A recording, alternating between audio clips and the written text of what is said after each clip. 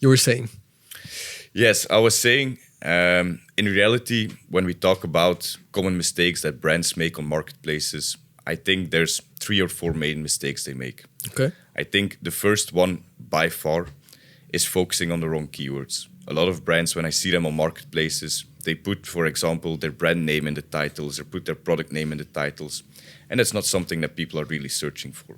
I think that's one of the biggest mistakes. It's also a lot of people lack the expertise to look into the keyword research to really find it. It's also different from marketplace to marketplace. So I think by far that's one of the biggest mistakes that brands make. Okay. I think the second one is not focusing enough on the content. When you scroll on a marketplace and you try to buy a product, the only way of communicating with your client is through your images. You know this yourself as well. If you buy something on a marketplace, you're not reading titles, you're not reading descriptions. You look at images, right? We're all lazy people. 100%. You gotta make sure that they stop scrolling. Exactly. It's the same as working on social media. You need to have a thumb stopper. And it's the same on marketplaces. When you scroll through the images, that's your only point of communication with your client. So that's where you need to position your brand into the market, look at the bad reviews from the competition, put that into your images, like really communicate with your client. I think that's a very big mistake that a lot of brands make. It's just like they put like 3 images of their product, like back, front, and the top view, and it doesn't work. Yeah. I think the third biggest problem is pricing. A lot of brands go with passion products to marketplaces and price themselves out of the competition. They say like, okay, this is my passion project. It's 70 euros for a mug. It doesn't work. And they're way above. Exactly. I think maybe a shared third place is fulfillment. When you buy something on a marketplace, you want instant gratification, right? When I click on buy now, I actually want it yesterday, right? So if I see, okay, I need to wait 7 days before my product gets here, I'm not buying it. Then I can go to a store and buy it there.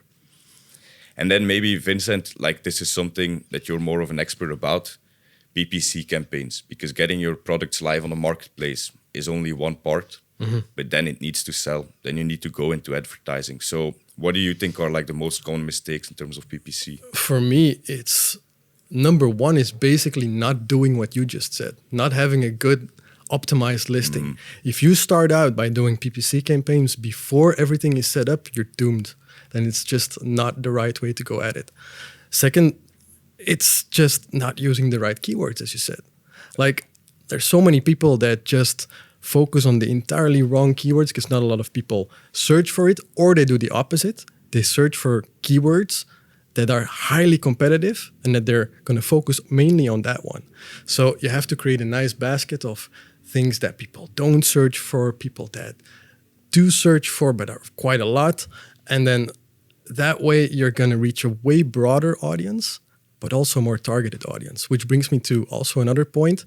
Don't use too much keywords. I would say keep it at 10, maybe 20, but it's like throwing a bunch of things in the soup is not going to make the soup taste better. You're going to have like a bunch of, or just a few keywords that you're going to control, and then you can see how it will develop in the future, and just analyze how every keyword is doing and optimize them for the future.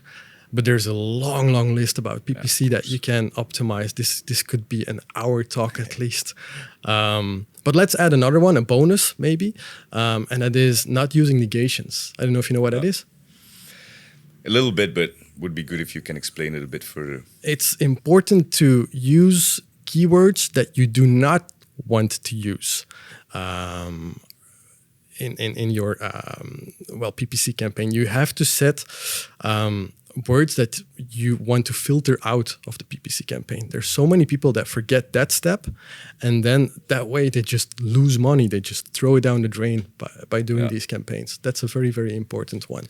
I think one of the main things that I saw with the brands that we worked with is that if you start on a relatively simple marketplace like Bol or like Kaufland, where advertising is very limited and it's very easy, people get completely lost on a marketplace like Amazon or like Allegro that's a bit more advanced in terms of advertising. Because on bol.com, it's very straightforward. On a marketplace like Amazon, you can do things like, for example, advertising on a competitor, right? Yeah. What are some other types of advertising you can do on Amazon? I think you can do so many things. Advertising can be appearing on the first page, a sponsored link. It can be placing yourself as a competitor under a listing. That's also very important to put yourself there. Many ways on how to basically get yourself into the system and make sure that people see you. And overall, just sneaking into other people's listings, that would be a nice one.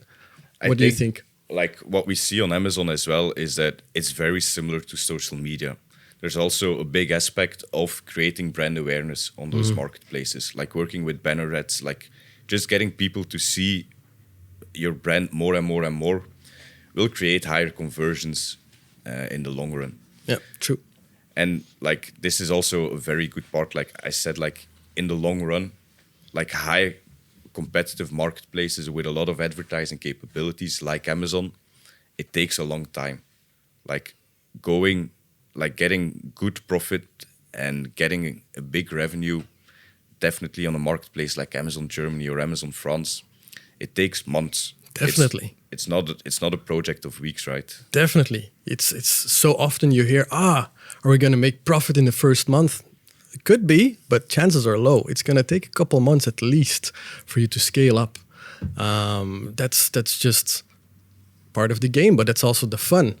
Yeah. It's just seeing everything grow and becoming more and more popular and then adjusting and tuning your PPC campaign, tuning your listings. I think that's the whole point of it. That's the fun thing what we do. Exactly. A couple of minutes ago, I said, like, I think it was my second point. I said fulfillment is one of the common mistakes, right? People have too long delivery times and you want instant gratification, right? I think that's like a very big mistake that has super big impact on your conversion rates. A lot of brands that start up or that are like in their first year of business, they tend to do it themselves. They have like their big garage filled with boxes. They send out the orders to the marketplace and so on. Look at Gymshark, for example, how they started. Yeah. Exact same way. Exactly. And then at some point, you need to transition into a 3PL partner, into a professional service, right? That's, for most companies, the logical next step, is working with a professional fulfillment partner. But after that, there's another couple of steps they can take, right? Every marketplace has their own fulfillment center. Like Amazon has FBA, Bol has LVB. Doing the fulfillment professionally is a logical next step after managing your fulfillment yourself, right? You work with a professional 3PL partner to move into the next phase.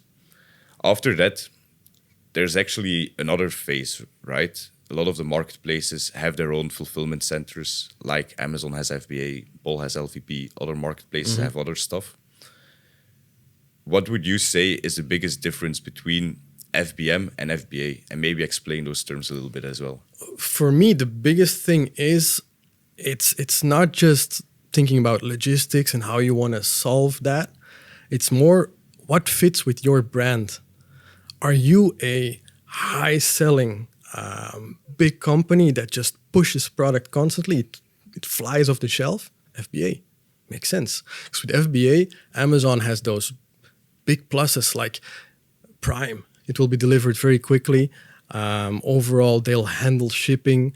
They'll just manage inventory for you. It's also a downside to a certain extent because they'll determine the rules. They will be the people that say, this is how it's supposed to be done and this is how we're going to do it. You have a little bit of leeway there, but in general, they are going to guide you. While FBM, meaning you're going to do it all yourself, that gives you all the freedom, all the basically creativity as well. But it's going to take a lot more work for you. So if you are a smaller brand and you're for the first time going on marketplace or you have a product that just does not move as quick, maybe do it yourself, it's going to be profitable. Yeah. For me, that makes the most sense. What do you think?